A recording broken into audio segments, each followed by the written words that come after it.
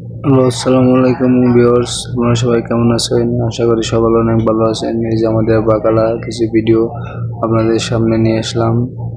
এই যে দেখেন, পার্ট টাইম কাজ করতেছে গাইস। বারাগুনের ডিউটি শেষ করে এসে কাজ করতেছে। এই যে আমাদের আলরাজি ব্যাংকের সামনে কিছু কিছু লোক এই পার্ট টাইম জব করতেছে গাইস। এটা আমাদের বাকালা, আমাদের বাংলাদেশি মার্কেট।